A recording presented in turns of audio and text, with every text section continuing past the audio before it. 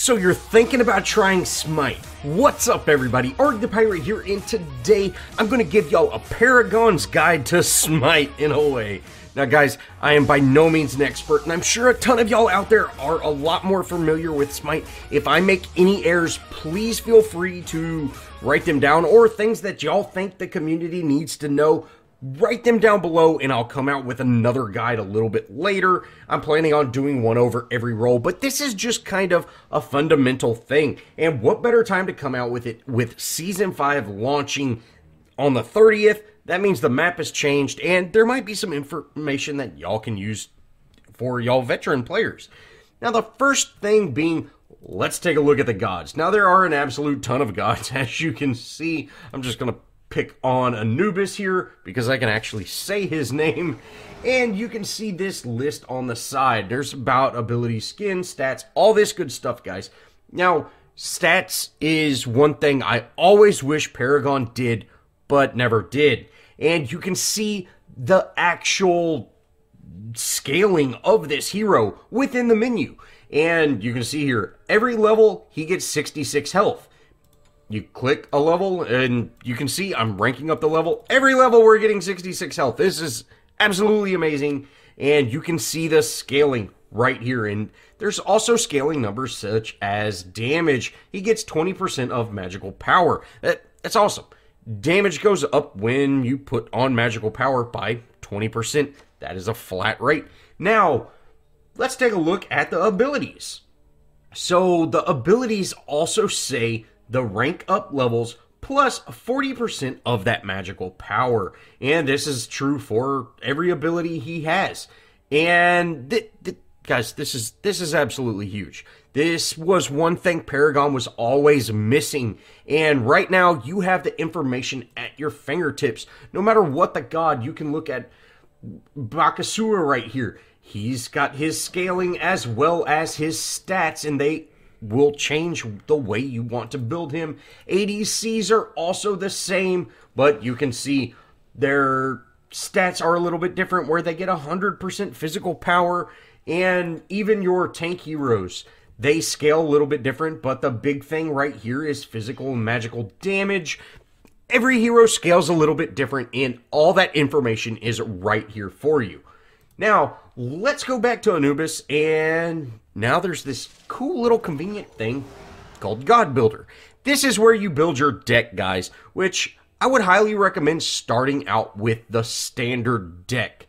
And if you see here, this is the standard deck that when you log into the game and you pick the recommended, this is what's going to show up right here.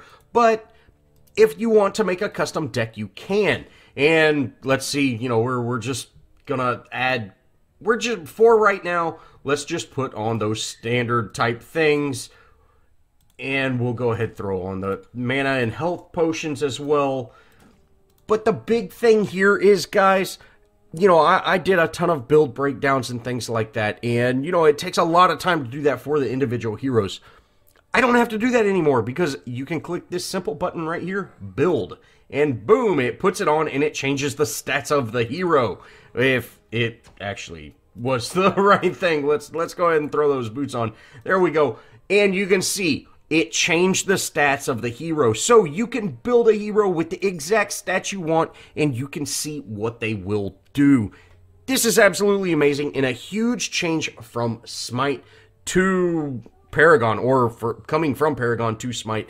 There's no longer going to need to be this huge breakdown and, you know, really getting into the numbers and going and testing things like that. That's really kind of gone. You can see what it does right here, compare it to your other heroes and say, hey, I'd like this hero to have, or this god rather, have a little more health or lifesteal or whatever, and boom, put it on, and you can see how it will affect your in-game numbers. I absolutely love this, and this is amazing. Now for us Paragon guys, we're used to either the safe and the off lane or the duo and solo lane, which Smite has that same kind of setup, although they call them the long and the short lane, and the lanes are just slightly different. If you look the distance between the T1 tower, so the orange tower and the blue tower on this map, you can see the distance is further on the left side than it is on the right side. The one where it is further apart is called the long lane, and that is where ADC and the Guardian heroes typically stay. The other side where they're closer together is called the short lane. That's for your warriors and assassin heroes. And of course, the jungle and the mid lane are pretty self-explanatory. Mid lane's in the middle, and jungle is, you know, those small camps in between everything else. Now, this has been the hardest thing for me to remember what lane to go to. The easiest way to remember, damage and void buffs are on the long side, the mana and speed buffs are on the short lane side. You can also tell by the fire giant is on the short lane side, so the map is kind of lava and burned up. And on the long lane side, it's much more peaceful and nice. Those are the easiest ways to tell, but if you're starting out like me in those lower ranks, people are not going to play the right lanes, I promise you that. Let's go ahead and talk about the buffs for a minute. Now, if you walk out of your core in this mid lane, you can see those green signs, and they kind of tell you where the different camps are. There's an XP camp and a speed camp to my right, and an XP camp and a damage camp to my left. Let's start out with the speed camp. Now, the speed camp just got a nerf, and you now get 15% movement speed reduced down from 20, but if you're starting out, it's just 15, and that's all you need to know.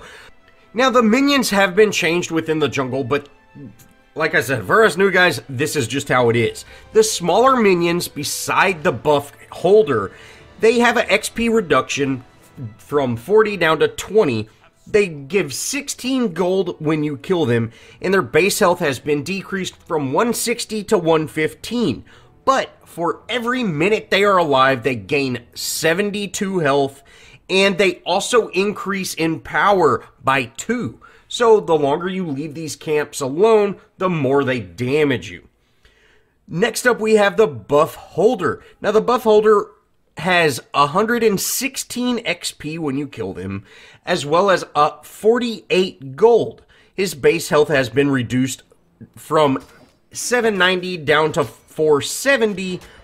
Power has been reduced to 24.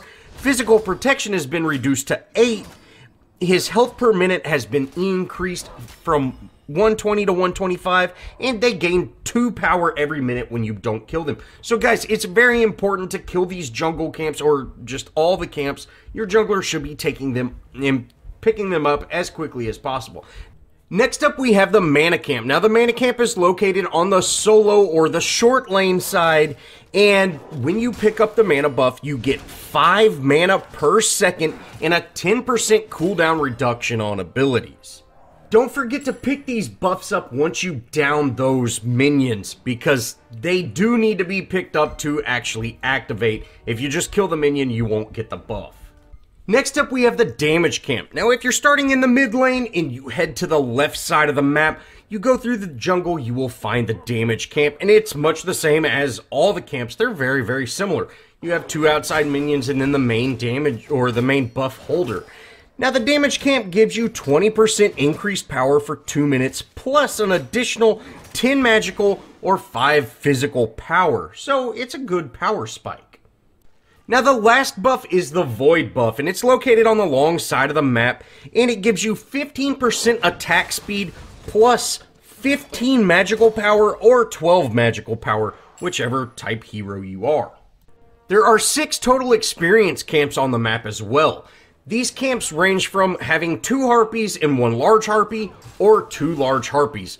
The camps with the 2 large harpies are beside the center lane, and the ones with the 3 harpies are on either your side of the jungle or the enemy side of the jungle. Now, the large harpies grant 34 experience and 30 gold, while the small harpies grant 22 experience and 22 gold. So it's very important to pick these camps up as the jungler. You know, that's really the jungler's job, is to pick these camps up and rotate and get those kills. And you can see in these little clips, we're just showing the locations of all the camps on my side. Although those 2 camps that are kind of in that mid lane are not really, I would say, a sides camp. It's just, hey, pick it up when you can. The oracles within Smite are located just across from the Gold Fury, and when you take out both oracles, it essentially puts up a ward for 90 seconds over the Gold Fury camp, and this really just gives you vision to see if the enemy's going on the Gold Fury. For those Paragon players out there, the Gold Fury is basically the Fangtooth of Smite.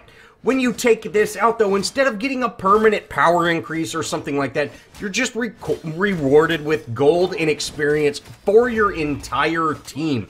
So this is an entire team buff, but it's not quite the same. You saw there, I got 150 experience and 270 gold. For every minute that the Gold Fury is still alive, it actually increases the bounties that you receive from taking it out. So taking out the Gold Fury is pretty big deal, and you can use those oracles to keep vision on it without having to place a ward.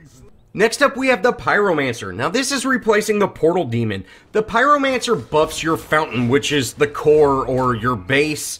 When you leave your base for over 15 seconds, you get a 40-second movement speed increase. So you can no longer portal to the middle of the map, but that 40% movement speed is huge. This buff lasts for 90 seconds after you defeat that Pyromancer demon. Now, the last buff in Smite is the Fire Giant.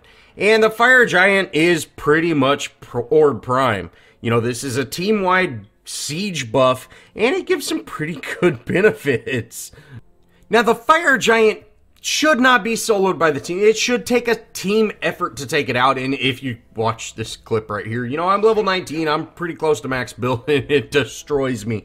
But the Fire Giant does give some pretty great buffs. You get 70 magical power, 50 physical power, 4 HP 5, and 2% MP 5, and it also increases tower damage to towers and to phoenixes.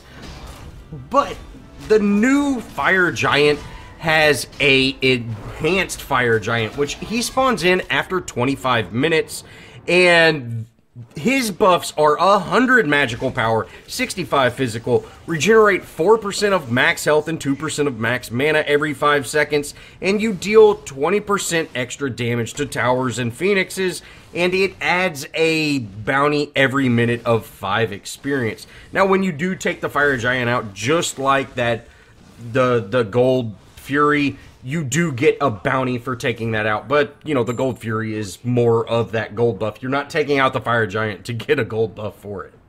So the last thing I have to talk about is the item shop and putting on items.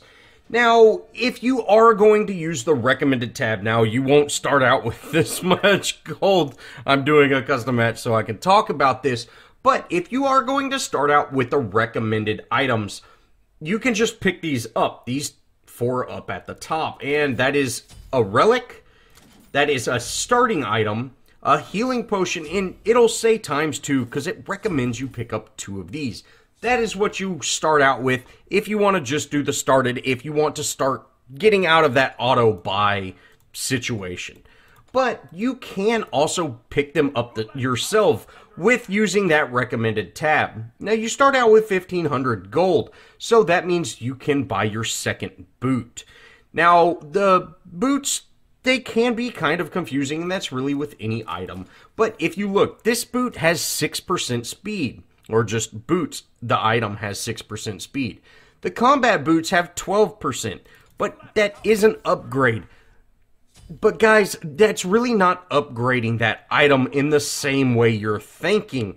That is upgrading that item in the sense that this one has 6, this one has 12. So instead of it going to 18, you now have a combat boots that have 10 power and 12 item. You actually get the item that it says, not an upgraded version of the original. And if you see down here, that's exactly what we have. We have a 10% physical power plus 12% movement speed. Now, if you want to buy the top item, you simply just click on that. You can double click it up here, and it will put it down here. And those 3 little the 3 little dots on there, that tell you it's a fully upgraded item. If you don't leave the fountain, you can sell an item for 100% of the refund cost. So don't forget to do that, but, you know, hey, if you're picking up the right items, that's great. You don't have to worry about that. Now, one thing you definitely want to do is look at the final price of the items. You don't want to start out with this item right here because it costs 3,000 gold, and if you started out with that, it'd take you forever to build. Build some of the cheaper items like the boots, or even the Executioner. It is a fairly cheap item. You can even go with something like this bow or Transcendence, these cheaper items, and then you get into the 3,000 cost. It's always better to have more items that might not be as good, but you can put them on more quickly, and that, in a sense, gives you more power. Well, that's going to wrap it up for this guide. These are just a handful of things that I've learned that I think it'd be helpful to hear. But guys, if you are interested in playing with me, feel free to add me. It's ArrgThePirate, capital A, T, and P. I'm on PC, guys. I am thinking about dusting off the good old PlayStation, and, that way I can play with everybody. But, guys, if y'all enjoyed this video, let me know. Let me know if I was unclear about things, and maybe I can update this to include a lot more information. And guys, I am working on coming out with, how to play a hunter guides, things like that. A lot of the things that made Paragon, it's kind of a MOBA, although there are a lot of differences, and there's a ton that I'm going to have to learn to actually get decent at this game. The fundamentals of, how towers work, things like that, it's all pretty much the same. So, guys, I really hope y'all enjoyed, and if you did, show me some love. Leave me a comment, think about subscribing, add me on Smite, guys. Love to play with some of y'all, and as always, I'll see y'all in the next video.